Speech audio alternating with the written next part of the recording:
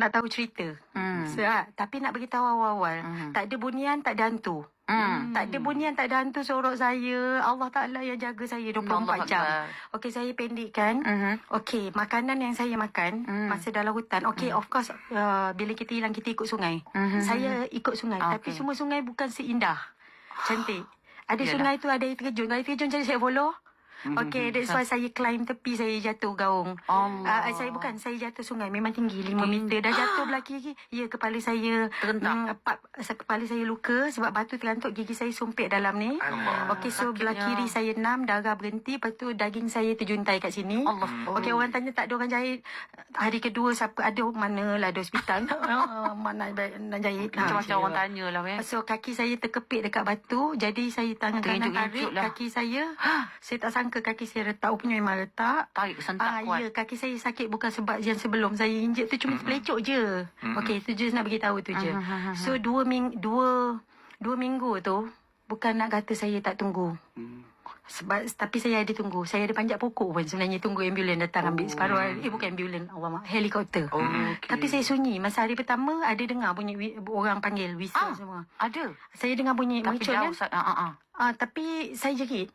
Tak saya dengar. sebab dia punya macam tu kan, saya pun saya tunggu. Tak Saya berdaya. So sampai pagi tak ada orang datang ambil. Mungkin sebab dia punya masa penyelamat tu sebut lepas tu Kak Jas pun sebut dia ingat Tak, saya suara tak aku sebut tu. saya tak sebut juga. Habis tadi kata sebut Dia sebut saya sebut tolong. Tapi mungkin tak kedengaran sebab tak kuat lah, tak ada tenaga dah kan. Tak, masa tu kuat juga. Kuat juga, tolong. Bila nak keluar tu. Yelah, nak semangat. Memang 14 hari tu saya fikir family saya nak keluar. Survivor mode. Pun tak dengar juga. Isnin Selasa tu dah fikir, sudah bomba datang, aku susah korang. Sebab saya ni susah. Janganlah fikir. Ya Allah, dalam tu duk fikir nangis. Kita risau. Saya menangis sekali saja. Menangis dalam hutan. Saya menangis sekali je. Lepas tu saya fikir, kalau saya menangis air keluar. Bila air keluar saya tak ada air. Penat. Okey, water point tu cuma hari first week saya hilang saja. Lepas tu tak ada air. Allah. Okey, so macam mana air Allah Ta'ala ni, dia tak bagi apa yang kita nak, dia bagi apa yang kita perlu.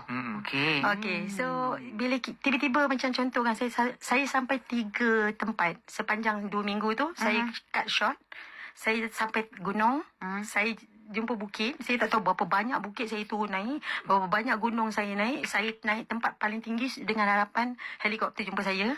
Penat. Kau jumpa helikopter, ya Allah tolonglah. Aku pun tak pernah naik helikopter. Tengah fikir. Tapi tak ada rezeki. Saya ada whistle ya. Saya ada pisau. Ada. Ya, saya ada whistle, saya ada pisau, saya ada plastik sampah. Semua survival punya barang yang saya memang ada, alhamdulillah. Kenapa? Okey, plastik sampah tu untuk apa? Macam ni saya tidur malam.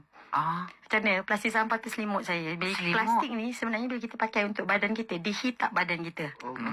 Okey, sebab ramai juga orang tanya. Ramai juga saya tahu pendengar-pendengar kat luar yang sayang dengan Kak Jas. Macam mana Kak Jas tidur? Saya tengok ni saya sedih.